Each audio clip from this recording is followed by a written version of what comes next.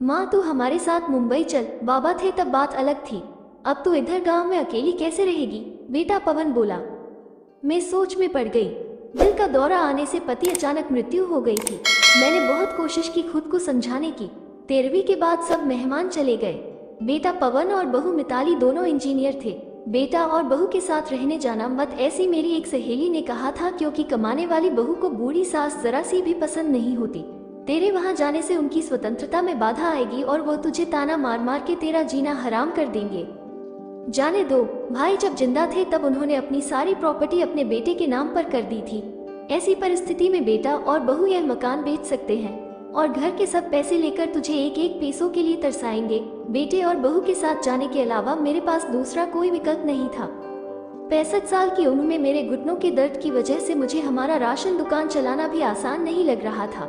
13वीं का पूरा खर्च बेटे ने उठाया, पर छोटे मोटे खर्च के लिए बेटे के सामने हाथ फैलाना मुझे पसंद नहीं था और हमने बचाए हुए थोड़े पैसे मुझसे खर्च हो गए थे। अब परिस्थिति ऐसी थी कि मेरे पास 50 रुपए भी नहीं थे और यह बातें सोचने में मैं पवन को कोई उत्तर नहीं दे सकी। इतने में मिताली बोली, माँ मुझे बताओ कि कौन सी साड़ी रखनी है, मैं आपकी बैग पैक कर रही हूँ। जब मिताली ने ऐसा कहा तब मैं उसे कुछ कह नहीं पाई, चुप रहकर उनके साथ मुंबई आई। पवन और मिताली ये दोनों मेरा बहुत ख्याल रखते थे। हम सब साथ बैठकर खाना खाते थे। उनकी याद नहीं आनी चाहिए, इसलिए दोनों मुझे बहुत खुश रखने का प्रयत्न करते थे। मेरा 7 साल का पोता रेहान तो दादी दादी कहते हुए मेरे पीछे पीछे भागता था। मैंने कौन सी भी चीज मंगाई कि वो मुझे तुरंत लाकर देता था। ये सब देखकर मेरे मन को बहुत शांति मिलती थी। मैं सोचने लगी कि लोग बेवजह ही आजकल के लड़के और लड़कियों को बदनाम करते हैं और कहते हैं कि बूढ़े माँ बाप का सम्मान नहीं करते, उनकी देखभाल नहीं करते। खासकर बहू कमाने वाली होगी तो सास को ठोकरों पर रखेगी। लेकिन मैंने देखा कि ये सारी सिर्फ बातें थी, हर उंगली की तरह हर बहू से नहीं होती। आज सब ने बाहर घूमने का प्लान बनाया था।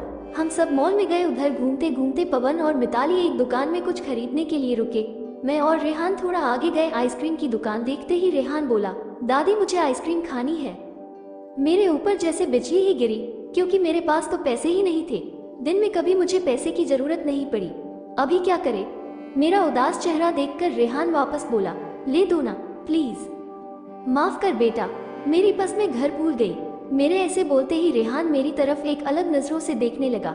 उसको लगा कि आइसक्रीम लेनी नहीं है, इसलिए दादी बहाने बना रही है। पर मैं क्या कर सकती थी?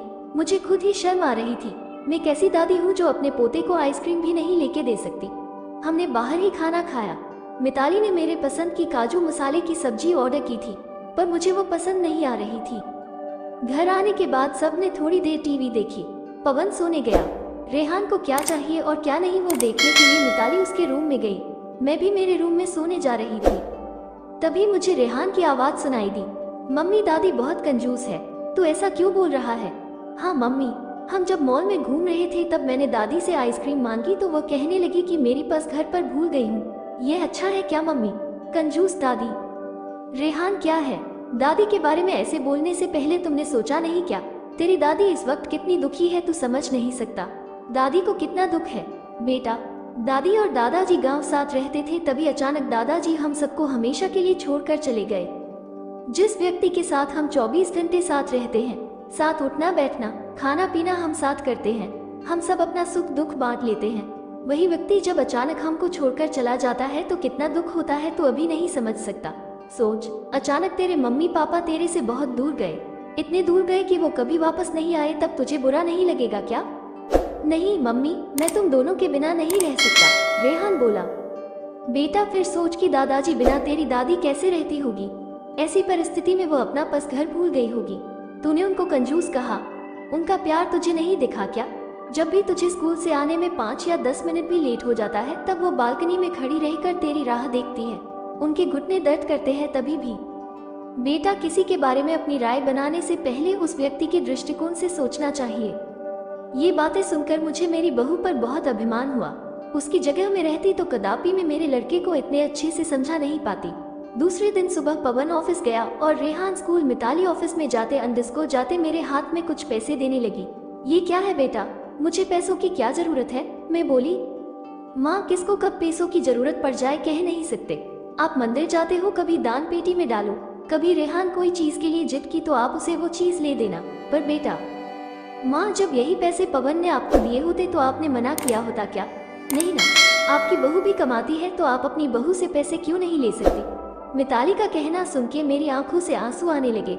जो मेरे बेटा नहीं समझ सका वो मेरी बहू ने समझा। मेरी बहू जैसी बहू सबको मिले। मैंने भगवान से प्रार्थना की ऐसी बहू मुझे हर जन्म मिले। लोग बिना कारण कुछ कमाती बहुओं का दुर्व्यवहार देखकर सब कमाती हुए बहुओं को दोष देते हैं। कुछ बहुएं मिताली जैसी समझदार, सुलझी और बड़ों का आदर करने वाली होती है।